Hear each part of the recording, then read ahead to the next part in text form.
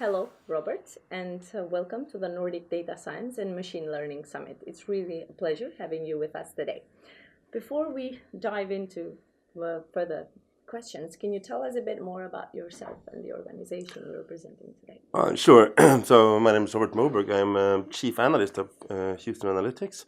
And Houston Analytics is a Finnish consultancy or analytical house working with analytical projects within various different of industries. We are in partnership with IBM, and we help IBM and IBM help us. So yeah. Right. Great. So, Robert, your session today was about open source versus commercial tools, pros, cons, and solutions. So, would you mind telling us a little bit more about that?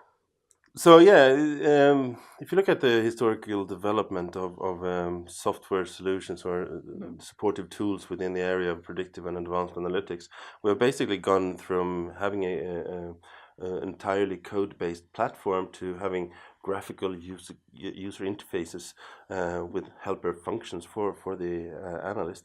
And today I actually see a regression where we're going back to these code-intensive platforms. And what I'm thinking, and this is my thinking, and actually challenging the industry, is this really the most clever way to go about doing predictive analytics and advanced analytics?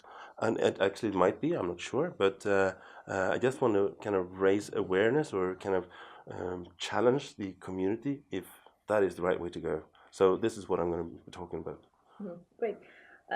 Okay, so today we are here gathered to discuss about data science, about machine learning, artificial intelligence, and of course how to maximize the return on investments from it, how companies can do this. What are your thoughts on these subjects, and how is your company helping in this area? Well, this is again, I'm trying to take an historical perspective out of it, and because we're in a maturity evolutional phase now, where companies, if you look at it, some 15 years ago, the maturity level out there was really, really low, and today we are seeing in different industries that we're having high degree of maturity with sophisticated methods, and the application of the methods is enterprise wide and so on. But I see that the potential out there is still very, very high. We have industries like telco, retail, banking, insurance that are well equipped, but literally in the most of the rest of the industries out there, there are still challenges to be met. And these organizations, what we can help them with, and they can help themselves, is actually taking all the information that they have hidden in the data warehouses and actually do something clever with it. Going from raw data to enriched data to actionable data, that's actually what we do. Thank you.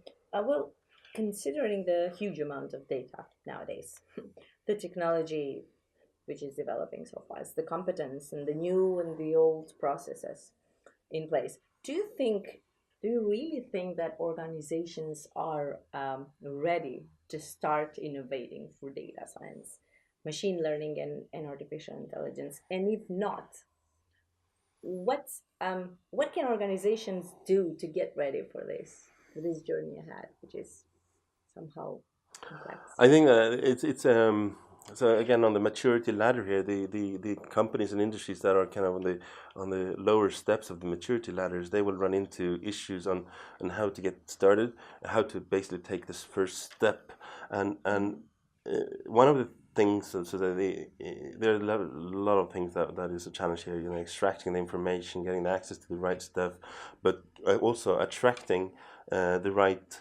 competencies, the right resources. It might be a difficult thing to actually go about and hire someone or hire data scientists out there, even though they do come too cheap, but still it's hard to find them and it's a bit of a risk. So I think that what is perceived to be one of the challenges is actually getting the people on board that could do the job. But then again, there are quite a few companies, ourselves included, that actually could assist on this.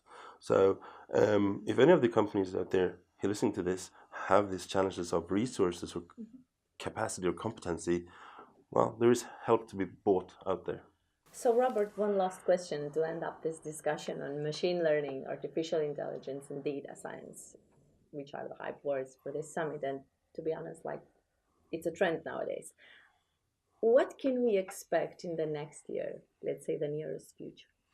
Well, being having it's difficult to have the crystal ball in front of you and try to predict the future, especially as I'm claiming to be an expert within predictive analytics. So, but in my view, what we're looking forward is everything is obviously going up in the cloud.